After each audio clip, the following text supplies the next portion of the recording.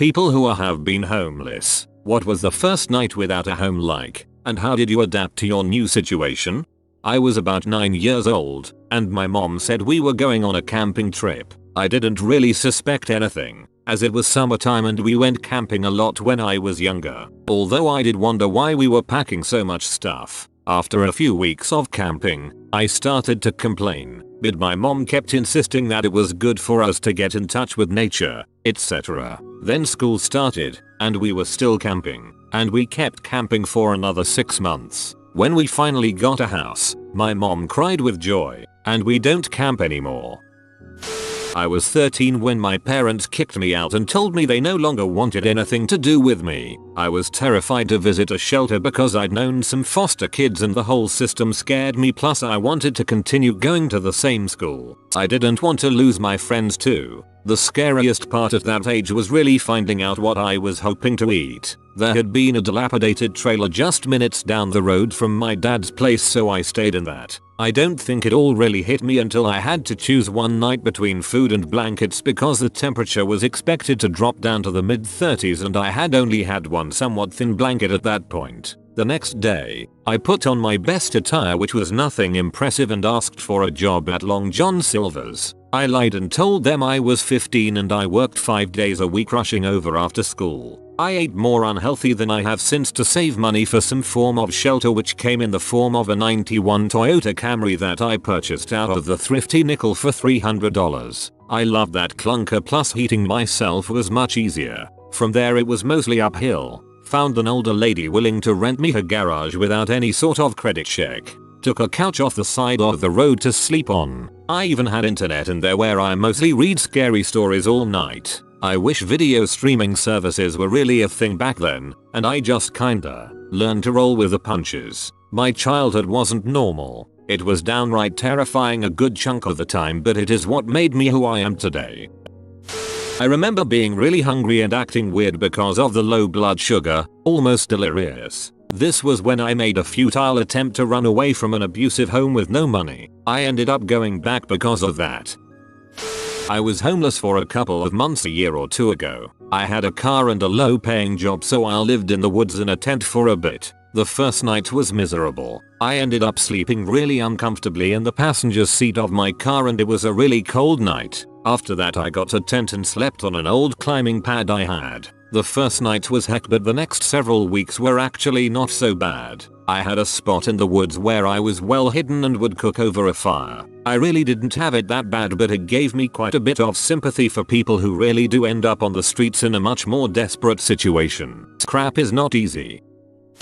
I was only homeless for about 6 weeks, at 36 years of age. After several years of depression and anxiety slowly eroding my resources, relationships and general will to try anymore, I ended up having a final blowout with my GF, who reasonably couldn't handle me anymore. I started sleeping at work, which wasn't even a full-time job. The delicacy involved in not getting caught, and the freedom from the extremely unhealthy state my relationship had been in, kept my mind away from the absolute, abject terror that was hiding beneath the surface. The scary part of homelessness for me was the growing sense that if I fell any further I'd probably never get back up. It takes resources to be clean, fed and rested, and if you aren't those things it's very hard to get resources, let alone find the will to try. But that first night was all tridge. All focused on being sure the second night wasn't going to be on the street. I pulled it off for 6 weeks, and that time, actually, saved my life. I was away from conflict, intimately connected to how dire my circumstances had become, forced into a very regular schedule. Routine is really good for me but nigh impossible in a depressive state, and, without bills, was able to save enough for damage deposit and rent. I still struggle with depression in a pretty serious way, but the animal terror of having nowhere and no one really seared itself into me. A better motivation would be the future I want than the future I fear, but as it stands I at least have a motivator strong enough to escape the incredible gravity of mental illness. Sleeping in my car wasn't that bad. It was summer, so it was pretty warm, which was my biggest issue. Showered at the gym, and spent most of my day at the library before going to work. For the first few nights it wasn't bad. However, one night police found me sleeping in my car and escorted me to the local homeless shelter, which was one of the most terrifying nights of my life. Since I'm lying there in a top bunk, when a huge argument breaks out because one guy breaks out some wouldn't share it with a second. Then a third got peed and started screaming at them to be quiet because he needed to sleep. When you're a teenager, it seems kind of cool to sleep in the car, on the couch or floor of a friend or acquaintance, or for your dad to scam a rented apartment for a month or two without paying for it. Moving around every few months carrying everything that you can in an old Honda Civic seems like an adventure. We once moved a couch across town in it. We must have looked like a couple of idiots. Once, after a few months of staying in a place where we had no furniture, were sleeping on the floor, the carpet of which was so flea infested that you could literally see the fleas hopping around. The landlord got so frustrated with us basically squatting in his property, my dad promised to pay and never did, that he removed the front door. So we went out to scam some food from somewhere and came back to find no front door. Which in retrospect is a pretty awesome way to get someone out of your property. One of the ways we scammed food would be to go to the breakfast buffet of a fancy hotel, tell the server that we had a room there, eat a ton of food and just walk out. This was also kind of fun, but looking back it is a kind of fricked up way for a dad to treat his teenage kid.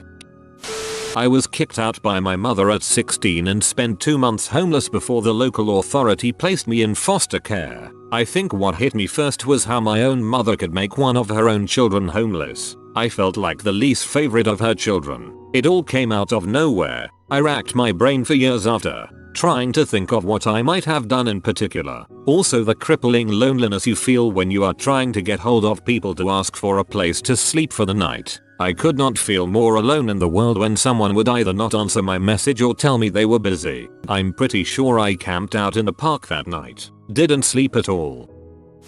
Slept in my vehicle. Couch surfed with a friend. Squatted in an unused trailer. All while still working at a Walmart. Saved enough to get a crappy apartment and just kept going from there.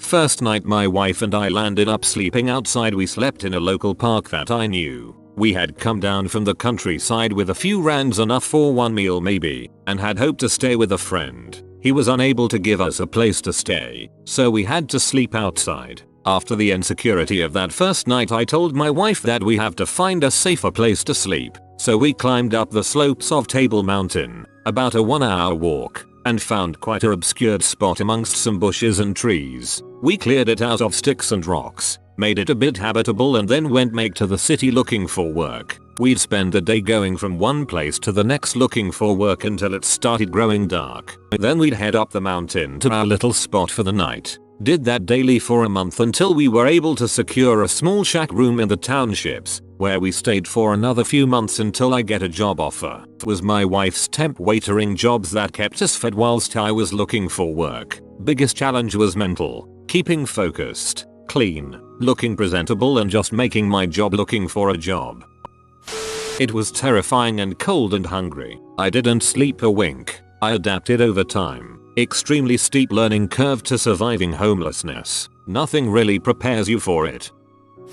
I kept waking up in the middle of the night and would start walking home. I'd get a few steps, then stop and realize I had nowhere to go, and turn and walk back over and lay on the ground. The ground is very cold and I felt a lot of shame. When I was a teenager, I had lots of problems with my mom. I pretty much chose to be homeless. I slept at a Catholic church across from my high school so I could still make it to school and graduate early. I remember feeling really sad because I slept where they put people's ashes, and I remember being so sad that those people could comfort me in death more than anybody alive. I used to talk to them. If there's camera footage, I look insane. I never realized how alone I was in the world until I was homeless. And I never realized how cold concrete can be. It chills you right to your bones and is painful. I started being homeless at 19. A previous foster parent put me out for coming home from college one night, and I had called up a friend last minute. When I started to realize I wouldn't be able to crash or stay anywhere, I am fairly certain I started to dread and spiral into a constant, underlying depressive state. All I could think about was, am I going to die like this? Do I matter? Will no one help me? I'm sad. I'm scared. I don't want to feel like I have to beg. What if I'm stuck like this? Is this really my life right now? 1926 was a very challenging time.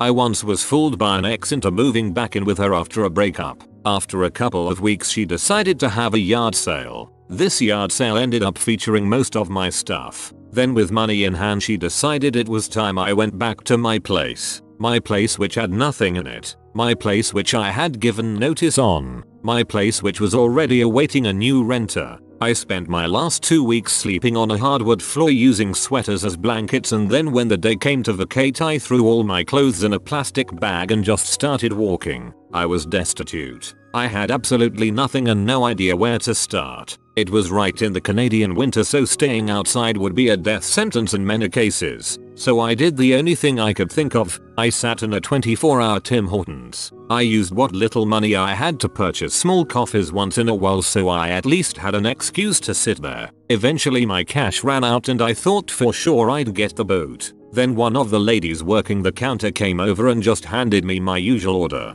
I guess she probably figured out what was going on and felt bad. The second time she did it I struggled not to cry. I'm pretty thankful because my next idea if I was asked to leave was to politely refuse, then sit and wait for the cops. Better than freezing to death. Morning came and I had saved only enough to catch a single bus. Headed downtown to try to find some friends. I did, and I couch surfed between a lot of them. I never spent a night out in the cold, but I spent many in a coffee shop or bouncing between friends. It was the worst my depression ever got and the closest I ever came to actually ending my life. Things are a million times better for me now, but I'll never forget how worthless I felt. I was getting high, so it really didn't truly sink in until I was broke and dope sick. Then the desperation started. Going to gas stations, jumping car to car asking for money, stealing what I had to. It was a miserable existence. There are so many things you don't think about when you're not homeless. Taking a shower, washing your clothes, and the boredom. Hours upon hours of nothing to do, and the constant noise. There was nowhere to go where it was truly quiet. Fortunately I eventually got arrested for shoplifting, reached out to family who helped me get back on my feet. My parents didn't tell us that they lost their house to the bank. One day we left everything but a few clothes and essentials. I remember sitting in the car watching the world outside and I felt extremely alone. The drive just endlessly went unless we had to go to the bathroom. We ate some cracker things and had water at rest stops from bathrooms. Sleeping in a car seat that you couldn't lay back really was hard to adapt to, so I didn't sleep for the first couple nights. It really sucked, but as the days turned into weeks things just became the new normal. We would drive around for hours and sometimes camp out at campgrounds or roadsides instead of sleeping in our woefully tiny car. This completely ruined our education because we couldn't stay at any school long. I loved school for their food and I would steal paper, pens, and books sometimes so I had something to do. My mother eventually said she would just homeschool us, but that was soon dropped for us kids to do for ourselves. I was able to almost get my GED before a sickness stopped me, but some of my younger siblings only have an education from 3rd or 4th grade.